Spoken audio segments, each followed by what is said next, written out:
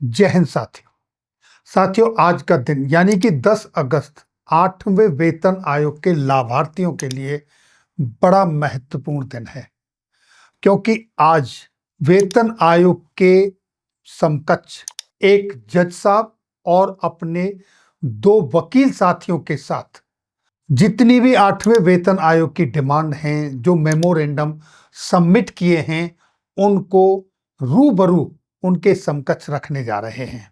आज आमना सामना होगा 8वें वेतन आयोग के पैनल के चेयरपर्सन जज साहब और फेडरेशन ऑफ वेटरन एसोसिएशन से एफिलिएटेड पूर्व सैनिक अधिकार रक्षक महासंघ के प्रतिनिधित्व के रूप में जज साहब और उनके 2 वकील साथियों का।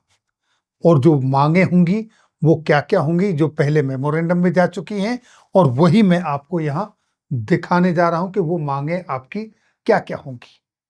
कुछ कॉमन मांगे होंगी जो कि केंद्रीय कर्मचारियों के लिए होंगी, और कुछ कोर मांगे हैं जो सैनिकों और पूर्व सैनिकों की हैं, क्योंकि वो पूर्व सैनिकों के फेडरेशन ऑफ वेटरन एसोसिएशन के प्रतिनिधि के रूप में जा रहे हैं। तो आइए दोस्तों, अब देखते हैं उन मांगों को, उन डिमांड्स को जो मेमोरेंडम के रूप में सबमिट हो चुकी हैं, और उसमें कॉमन मांग क्या है, कॉमन डिमांड क्या है, जो कि सभी केंद्रीय कर्मचारियों के लिए एप्लीकेबल है, और उसके साथ देखेंगे बाद में कोर डिमांड जो कि सैनिकों और पूर्व सैनिकों के लिए है।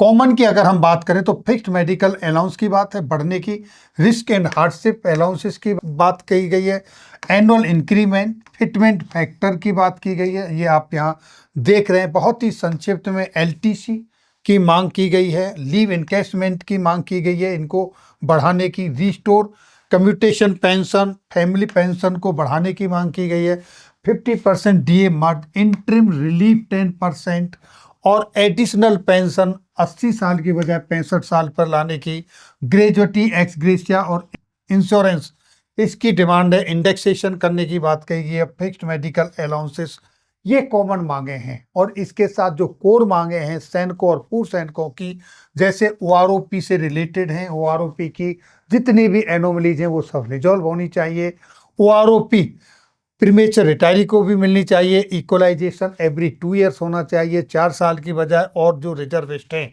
उनको भी पूरा बेनिफिट मिलना चाहिए। साथ ही साथ में देखिए एडिशनल लीव मिलनी चाहिए जो काउंटर इंसर्जेंसी में पोस्टेड होते हैं हमारे ऑफिसर जेसीओ जवान, ईसीएचएस जो है कंट्रीब्यूशन बेस्ड, उस पर इंटाइटलमेंट होना चाहिए रूम का। एग्जेम्पली करेक्टर के साथ जो भी पूर्व सैनिक रिटायर्ड होते हैं, सैनिक जो रिटायर्ड होते हैं, उनको एक इंक्रीमेंट का एडिशनल बेनिफिट मिलना चाहिए, और जो नॉन प्रोडक्टिव लिंक बोनस के नाम पर ना के बराबर बोनस दिया जाता है सैन्य कर्मियों को, उसको ऑपरेशनल रेडीनेस बोनस के रूप में बढ़ा के देना चाहिए।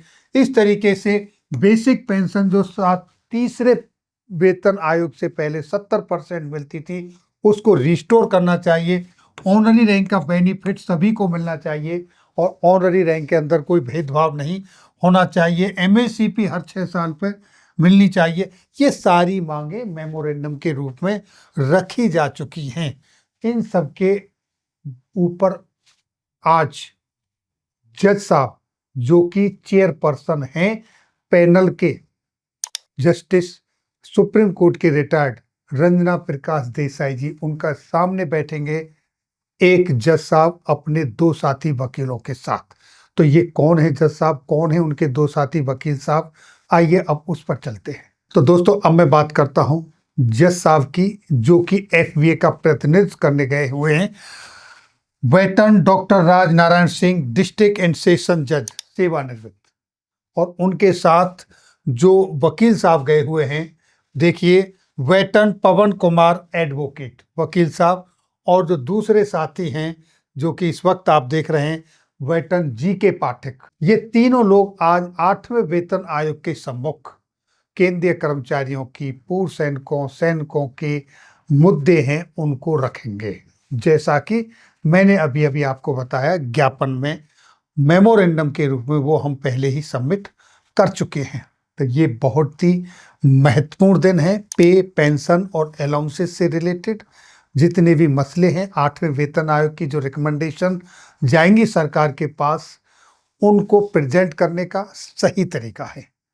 यही तरीका होता है कि आप अपनी मांग को संवैधानिक तरीके से सही प्लेटफॉर्म पर, सही समय पर, सही लोगों के माध्यम से रखें, तभी कुछ आपको परिणाम अच्छे मिलने की उम्मीद रहती है और अच्छे परिणाम भी मिलते हैं।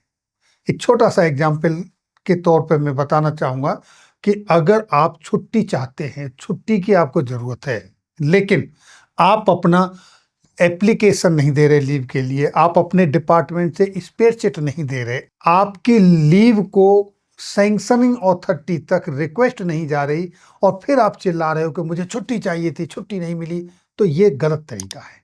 आप अपनी रिक्वेस्ट तो दीजिए, आप अपने डिपार्टमेंट से स्पेसशीट लेकर तो दीजिए, जब जाएगी सही जगह पर तब आपकी लीव सैंक्शन होगी और आपको लीव सर्टिफिकेट मिलेगा, आप छुट्टी जाएंगे। सिर्फ ऐसा कह देने से कि मुझे छुट्टी चाहिए और आप छुट्टी के लिए अप्लाई ना करें तो छुट्टी नहीं मिलती। ठीक वही तरीका है, आज आपके सामने पैनल है, पैनल आपसे मिल रहा है, पैनल आपकी सुन रहा है, आपसे डिमांड मांग रहा है, तो आप दीजिए। जब पैनल की रिपोर्ट आएगी, अगर वहां कहीं कुछ कमी रहती है तो फिर आपके पास दूसरे रास्ते विकल्प खुलते हैं, दूसरे और चैनल खुलते हैं कि अब आप अपनी मांगे अगर इस तरीके से नहीं तो फिर दूसरे तरीके से, जैसे भी जो तरीके होंगे उन तरीकों से आप उठा सकते हो। ये इन्फॉर्मेशन ज़्यादा से ज़्यादा लोगों के साथ शेयर करें।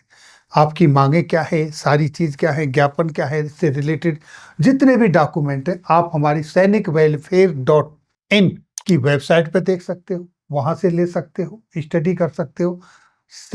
8thPayCommissions.in की वेबसाइट से ले सकते हो और हमारे व्हाट्सएप चैनल पर जाकर भी सारे डॉक्यूमेंट, सिर्फ ये वेतन आयोग से रिलेटेड नहीं, छोटे बड़े जितने भी वेलफेयर के पॉइंट है सब वहां पर आप ले सकते हो। अगर आपको वीडियो अच्छी लगी तो अपन कमेंट्स बॉक्स में कमेंट जरूर दें। फिर मिलेंगे आपके वेलफेयर से जुड़ी किसी अन्य जानकारी के साथ अगली वीडियो में। तब तक के लिए जय हिंद, जय भारत।